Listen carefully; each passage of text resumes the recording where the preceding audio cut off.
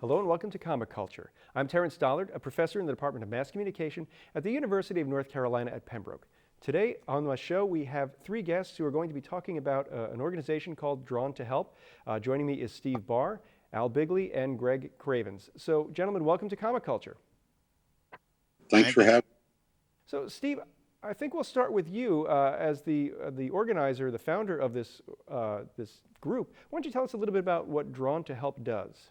Well, Drawn to Help takes cartoonists, comic book artists, and children's book illustrators to visit children in hospitals. We're practicing what's known as pleasant distraction, where we help the children forget about what they're going through for a little while. Studies have actually shown that creative activities like drawing can reduce pain and reduce stress.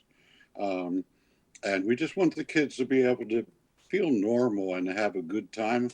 And so we take our volunteers to various hospitals and we give them free drawing lessons and we give them a packet of art supplies they get to keep so they can keep feeling the healing power afterwards. And in the last couple of years, we've also started giving them autographed books. It makes them feel really special when the author or illustrator sends them something like this that's personalized. And we we go to hospitals in person when we can. We also go to camps treating children with cancer and other really serious medical challenges. Al does a lot of that with me. We're using technology now. With the pandemic, we were a little bit limited in personal visits. And so we went to technology and we do broadcasts, which Greg does a lot of those for the kids in Memphis. And it's amazing what he does. And as part of what we worked on, um, this is part of our use of digital technology, but we created these little flash drives shaped like pencils, and they're on lanyards so they can be worn by caregivers and parents. And if you pull the pencil out, it's a little flash drive with over 400 art activities on it for the children to use, something for every age group, every skill level. And cartoonists and illustrators from around the world contribute their work to it. And we have some things in there from both Greg and from Al. And they have been a tremendous hit. And we're continuing to send them out to hospitals across the country. We recently sent a bunch of them to some of the hospitals that are treating the children from Ukraine because art transcends language barriers and borders. And it's been great to be a part of that. And these guys can share with you some of what they've done as well. But it's my favorite thing I've done in my entire life. And it can be a challenge sometimes, but it is so fulfilling. And I truly believe all of us will tell you the kids give back more than we could ever give to them. It's truly amazing to do something like this and involve art and involve comics and cartoons. So, was there any particular? Obviously, this is a great cause and something to be involved in. But what made you want to get involved in this in the first place? Well, I had a dear friend whose teenage son was diagnosed with leukemia, and she saw the impact art programs had on the kids in the hospitals where her son was. And she said, man, they'd go crazy over cartoons. Why don't you think about doing visits every now and then? So I started as an individual and it just went. I started in Knoxville, and all of a sudden I was in asking to go to Florida and to North Carolina, South Carolina, Georgia, and I encountered a young patient named Paris. His parents have given us permission to share his story, but he was a multiple transplant patient, and he was an aspiring cartoonist and comic book artist. And I met him in the hospital and began working really closely with him. And I reached out to other artists to send him original art, books, posters, whatever, with a little note to encourage him. And they did that from around the world. And once again, Al and Greg were involved in that. And it encouraged them to keep fighting. And the results were just amazing. I couldn't believe them myself. I've seen things that if you told me they could happen with the program, You would not believe them, but the word cartoons opens the child's heart and their door. And I've seen them lifted out of depression. I've seen them, some kids lose their appetite due to their treatment. And when they're drawing, they start nibbling on something. Their parent will slide it next to them, and they begin eating because they forget they weren't hungry. That is special. So Al, I'm going to ask you how you got involved. Steve approached me a few years ago to be a part of what he just mentioned. Um, Original art donations, prints, things like that. And I guess he made his way out here to my area near Charlotte, North Carolina, where we could do some on-site events for the Levine's Children's Hospital. And because they have a unique broadcasting studio within that facility, to have kind of a closed circuit kind of a system in all the rooms, we did little art lessons, which, very simplified art lessons, drawing Batman or Black Panther or Spider-Man. And you forget too, a lot of the kids also attended live these sessions, the kids that could attend, getting out of their rooms. And it's a treat for them to see somebody draw something live, and it encourages them to think, I can draw like this. And here's Steve with his art supplies right there. And it's just an amazing thing. I've seen some kids not return to their room because they wanted to see the finish of the art lesson, which is amazing. And you also think too, in this day and age of laptops and video games and the internet, what's the big deal with some drawing pads and some crayons? But the joy I've seen on these kids' faces when Steve presents them with these supplies is just amazing. And you think maybe no one ever thought to give the child blank pieces of paper and some crayons. And it's just amazing what it does for them. And I'm happy to be a part of it. And it's got to be rewarding because as an artist, most times you are working by yourself. You might be working at home, you might be renting a studio space, but it's a solitary activity. So getting back into, I guess, a public setting, it's got to be extra rewarding, not only that people appreciate your art, but you're doing something to help people in need. It is. And it's very interesting because I've always said what we do as cartoonists and artists, it's like dance and theater and stuff, except we're not going directly on the stage in front of our audience. It takes a while for them to see it. We prepare it by ourselves. So it is interesting, and it reminds you of a lot of things when you've got an audience that thinks this is great. What you take for granted is great. And you can tell them, oh, I used to have trouble with that. Here's how we get over that, drawing faces or hands and things like that. Because you forget that once you started and you were watching other people and you were amazed, and then they gave you some tips, and then you found ways to do this yourself, and you pass it along and watch the fun and creativity they are now experiencing. Greg, I'm going to, I guess, ask you a similar question. It's a great organization. How do you get involved? Well, I got involved. I'm in Memphis to start with. So we've got St. Jude Children's Hospital here. And a lot of people make a big deal out of, let's get a thing together and we'll go to St. Jude. And, so the National Cartoonist Society got involved. And years ago, it was easier for just the local cartoonist group to call up and say, we'd like to come out and draw with the kids. Now I'm actually working with Le Bonheur Children's Hospital, which is where Steve got me set up.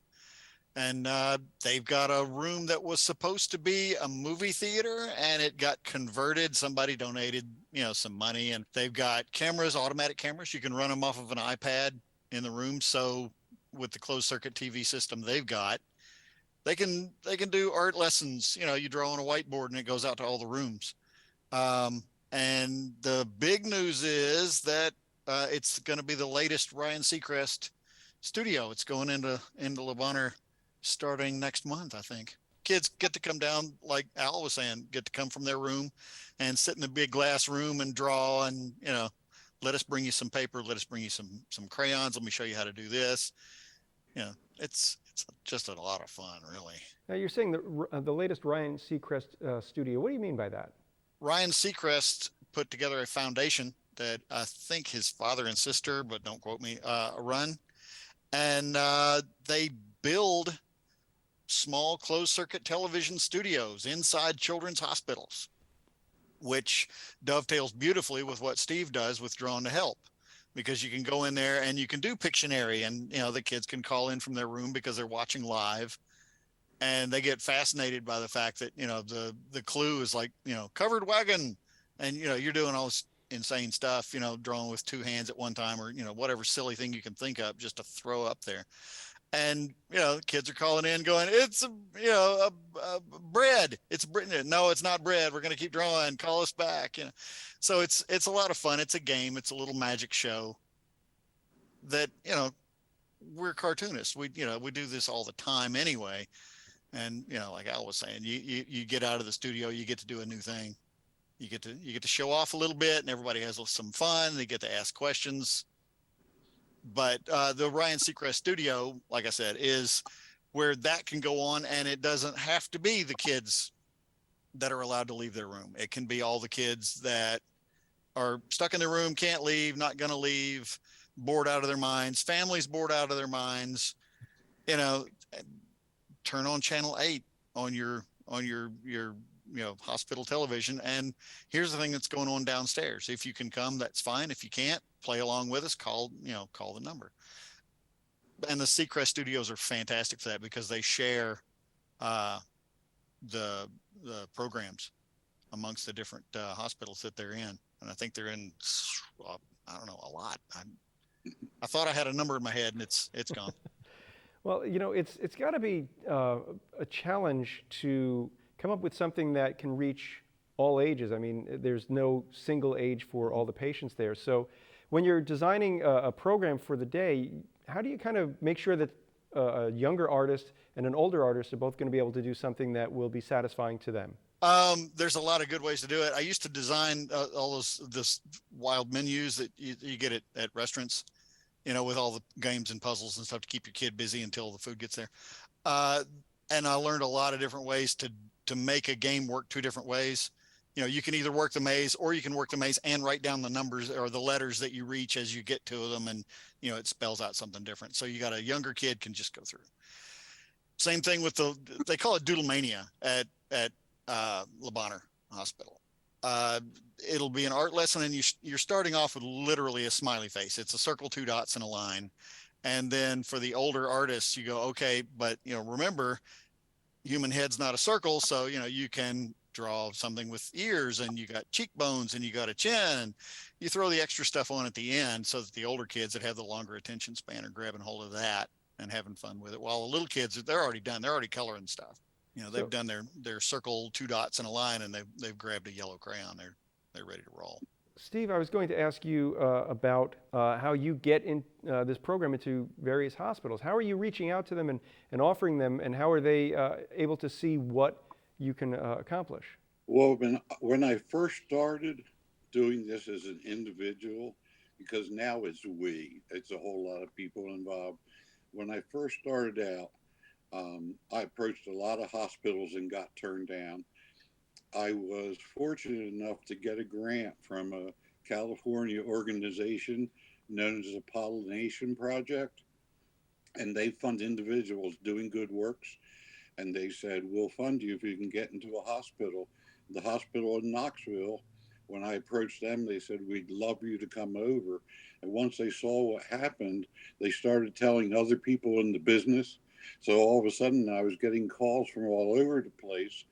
And at the same time, we had to move towards an organization, because cartoonists were actually contacting me and going, hey, how can I do this in my area? Can you help me do it? So I had to come up with the supplies and the books and things like that, and give them some guidelines to follow. But it went from me very quickly to we. And I appreciate all our volunteers. We've got an incredible list. And, when you asked about various age groups, I've personally worked with 12 to 18 or 2 to 18-year-olds. Drawing with a 2-year-old is really something. And I watched her pain vanish, and she started giggling during a difficult treatment. I'm sure these guys have seen different things, but Al goes to some of the camps with me. And the camp actually breaks it into age groups, so you can tailor it for each age group and make it a little bit easier. And the kids are always great about going, whoa, slow down, you're moving too fast. And and you roll with the youngest and the least skilled and go from there. All the other kids are just having a blast anyway, and they often get way ahead of you and do extra things. So But cartoons, comic book characters especially, play a role in these patients' lives because they see themselves as the hero and the bad evil guys as what they're fighting, and they internalize that, and that can actually help them through the healing process too. and when you are organizing a program at various hospitals involving various artists in different locations, how do you sort of keep the we part of it working so that way every hospital can get a program, every artist who wants to help out can somehow get involved? How do you sort of organize all that, I guess, administrative end? Through pure insanity. um, it it it, um, it takes on a life of its own. We usually deal with the child life department. Those are specialists that are trained to work with the children, and they see the validity of what we're doing, and quite often they invite us to join because they've heard about us. Seacrest Studios were in multiple locations. The first one was Cincinnati, and it grew from there. Their employees told other studios, you got to have these guys come in. And the great thing that makes it even easier is cartoonists, many of us work from home. And so we're located all over the country. And that's what started happening when we began this. People would say, how do I get in Cincinnati? How do I get in Texas? And it's a learning process for me over time. But now that all flows very smoothly. And we work on a very tight budget. We're dependent on grants and donations, but we do amazing things with that really tight budget, and we continue to expand. Al, I'm going to ask you about going into the hospital for the first time. Are you given any sort of special instruction on how to, I guess, speak to the patients there, so that way, you know, you're a positive influence in there? I mean, I know the program is, I know the art is, but how you're able to sort of, you know, keep up your spirit, even though you might see something that might be a little difficult. Well, it's interesting you asked that because um, I've gone on some of these visits as a cartoonist and artist, but also as a cosplayer as different characters. Usually when you're going to like Levine here in Charlotte, which has a Seacrest studio, it's just, you know, make it simple so everyone understands, like we just heard earlier. And like you give any other young person an art lesson, you know, and that's pretty basic. And you know, you're going to see kids of various levels of affliction. You know, some will come and join you holding their IV rack. Others, you know, may have a certain impediment with a hand or an arm in a sling or something like that. But now when you go as a character, you're actually going usually to the rooms or the floor of these kids. I recently did a appearance as Spider-Man for a young child who was 5, and Spider-Man's his favorite. He's got to meet Spider-Man. And you kind of go in sometimes with, okay, steel yourself, you know, be brave yourself. And I go in and it's the child with his family.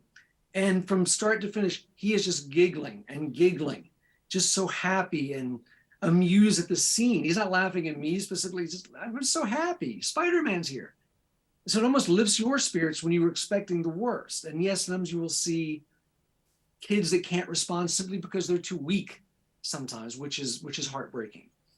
Some are just a little frightened. So it's different as an artist where you're pretty much there giving child level art instructions and also telling them, hey, whatever turns out is great. It's art. It doesn't have to look like mine. Where when you're interacting as a character, you're on a more personal level there as Spider-Man or Captain America or Batman, where, you know, you're in the rooms, you're meeting their family, and you're more integrated like that instead of just, oh, I'm the guy here drawing. Can everybody see this? You know, egg shape. Okay. Spider-Man put his eyes in, things like that. So, and I've got to ask, where's my close-up? I want to show off my collection too. Look at all this. I don't get a close-up. Oh, that's show business, I guess. Well, rest assured, we are seeing everyone in close-up. We are able to switch between all of the cameras. I was telling the gentleman before we started, this is our first time with multiple guests, so it's a great experience for our students here.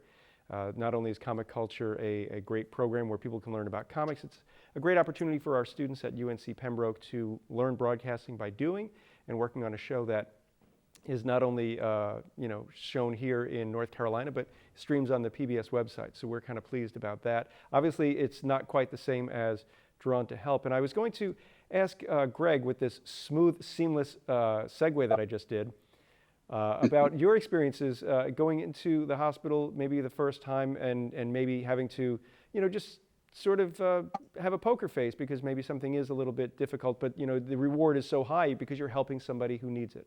Yeah, the first time I went in, we were lost. I mean, it was the local cartoonists, and a lot of the safety precautions that are in place these days weren't there yet. It was the nurses said, yeah, come on over here. We got a table set aside. We got a stack of paper, and there's all the kids that have masks, and they're, like, because the kid runs up and goes, draw me. You got a thing, and the nurse is like, 2 minutes? Can you do it in 2 minutes? Yeah, but the local group drew a lot of kids, and there was a lot of, looking at the nurses going, is it okay if they do this thing? And we met a few kids that didn't know English, and Batmobile turns out to be a universal word. Everybody on the whole planet knows the word Batmobile, but there were sad things that happened. Diego laughed and cut up and had a wonderful time. We heard what you hope to hear when you go to a children's hospital. The nurses told us, Diego hasn't smiled in days. He hasn't been interested. He hasn't wanted to do anything. And he's so happy right now. He's got a stack of drawings that he did. He's got a stack of drawings that you guys did. He's laughing and cutting up. This is fantastic. And I found out a few months later, I saw a photo of him on an art director's desk. And I said, I know who that is. That's Diego. And he goes, yeah, we had to take that off of the cover of the newsletter this month because he died recently. And, it threw a lot of us off. It's like, can we continue to go back? Are we good enough people to suck that up and get back in there and draw for the other kids that are there? And everybody agreed, and everybody went back in. So when Steve called up years later and said, we're going into Le Bonheur and we're going to draw a lot of kids and we're going to do caricatures and we're going to do Pictionary and we're going to do Doodlemania, you want to go? And I went, yeah, let's go. So yeah, it's really dicey the first few times, and then after a while you get used to it. And it seems, for every sad ending, there's many more happy endings, and certainly helping people through a very difficult time. And Steve, as you were saying, they're able to forget for a while their discomfort. So as the organizer of this, as someone who's going and connecting with all of these different artists, what do you do to sort of let people know what to expect? Well, we usually talk and email back and forth, and a lot of times the hospital staff will also coach the volunteers so that they're prepared. Child life specialists are just an incredible breed of person. They are that child's best friend when they're in the hospital. And so they bring us in and they provide a lot of the guidance beforehand so that we know just what to do. Nobody can fully prepare you for instance, the fact is that 1 out of 5 children in this country diagnosed with cancer, we lose. And you sometimes see these children repeatedly during these programs. And that can be very difficult. I think Greg has talked about it before in interviews. There are times when you go out and sit in your car and you've got to compose yourself before you can go home. But you can't show that when you're with the children. You're there to distract them and to lift them up. And it makes it all worth it when you see that child lift out of a depression, suddenly talk about going home. I remember when I first started doing this, watching a little girl in Asheville, North Carolina, dancing down the hallway, singing to her mom, I get to draw, clutching her art supplies. And those are the moments when you see the really true impact and the power that us drawing funny little pictures with the kids can have. It makes it all worth it. Well, I see that we have about 2 minutes or so left in our conversation. So this is generally the time when I will ask you to tell us, where can the audience help you? How can we find out more information? How can we help you do your mission? We're on Facebook, and you can go to www.drawntohelp.org and take a look at what we do. Donations are always welcome. We're always hunting for grants. As we continue to grow, we'll be looking for more volunteers. And I'm glad to correspond with anyone. They can get in touch with me through the website. And any help is deeply needed right now and deeply appreciated. I appreciate you bringing us on the show and letting us share what we're doing. Well, gentlemen, it's been my pleasure to have you here to talk about this great organization. Steve, Al, Greg, I'd like to thank you so much for taking time out to talk with me today, but we have run out of time. I'd like to thank everyone at home for watching Comic Culture. We will see you again soon.